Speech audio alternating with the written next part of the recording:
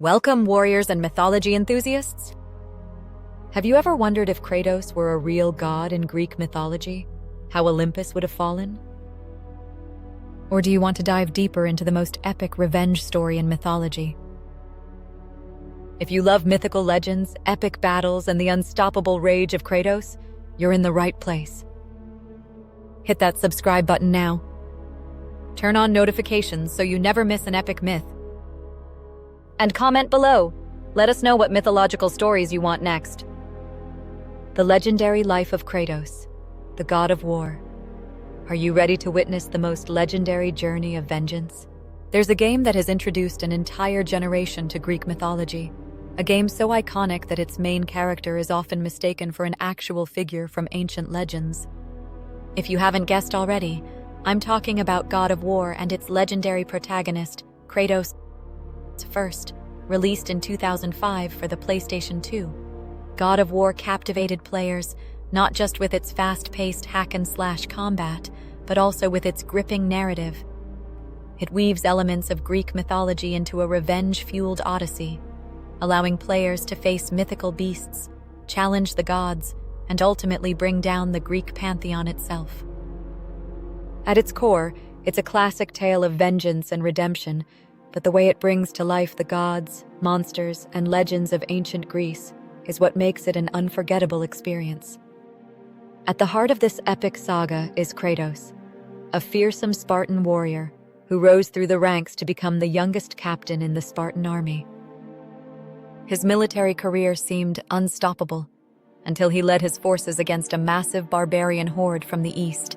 The battle raged on for hours, but the Spartans were vastly outnumbered. With most of his men slaughtered, Kratos found himself on the brink of death. But he valued victory above all else, even his own soul.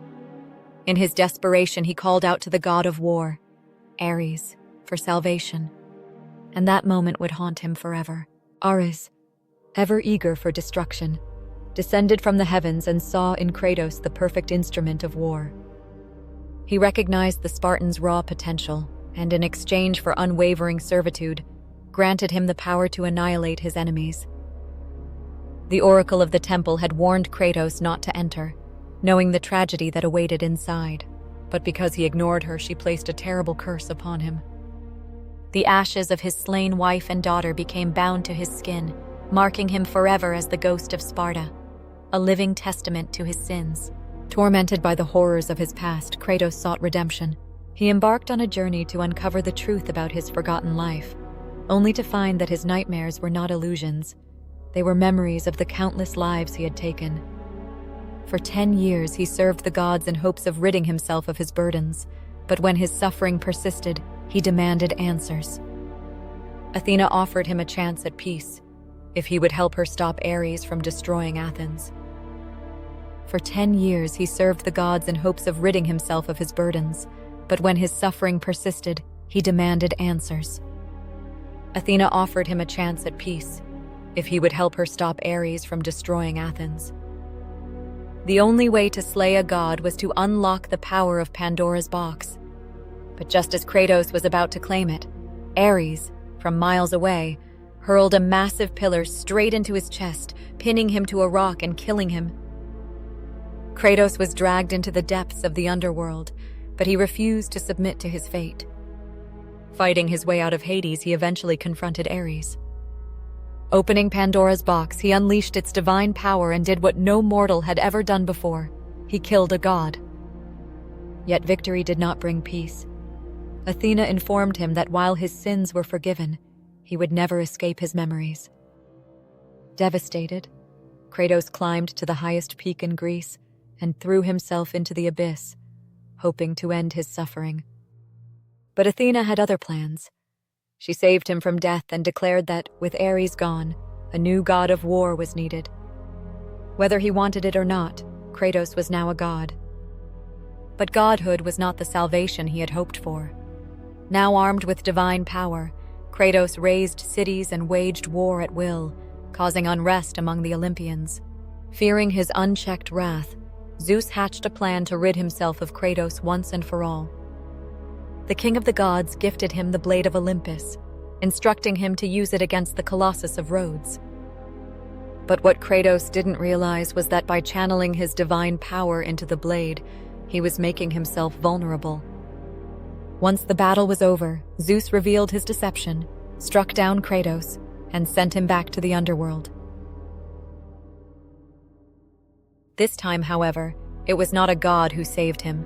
It was Gaia, the mother of the Titans. She revealed to Kratos that Zeus feared a prophecy foretelling his downfall at the hands of a marked mortal. Initially, this prophecy referred to Kratos' younger brother, Deimos, but after Deimos was taken, Zeus assumed Kratos was the true threat. Now, Gaia and Kratos forged an alliance, using the loom of fate to turn back time and alter the course of history. With revenge once again in his heart, Kratos stormed Mount Olympus, leading an army of Titans. In a brutal battle, he and Gaia killed Poseidon, causing the world to be swallowed by floods. But as they neared the peak, Zeus struck them down, sending them both plummeting back to the earth. Gaia survived, but left Kratos to die. Once again in the underworld, Kratos fought Hades himself and learned the key to defeating Zeus. To end the reign of the Olympians, he would need to find Pandora's box once more. But this time, it was hidden behind the flames of Olympus, which could only be extinguished by Pandora herself. Kratos, seeing Pandora as a reflection of his lost daughter, hesitated to let her sacrifice herself. But when Zeus taunted him about failing his family, he relented, allowing Pandora to proceed. However, when he opened the box, he found it empty. As the world lay in ruins, Kratos and Zeus engaged in their final battle. Gaia returned, hoping to kill them both, but Kratos struck the decisive blow, killing both Zeus and Gaia. The Olympians were no more, but Zeus had one last trick. His spirit attacked Kratos, forcing him to relive his deepest regrets.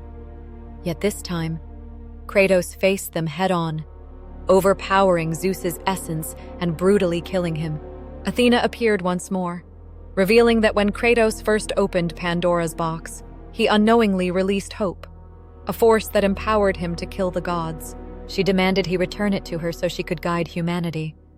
But Kratos, having lost all trust in the gods, refused. Instead, he plunged the blade of Olympus into his own body, releasing hope directly into the world. Furious, Athena departed, leaving Kratos to die.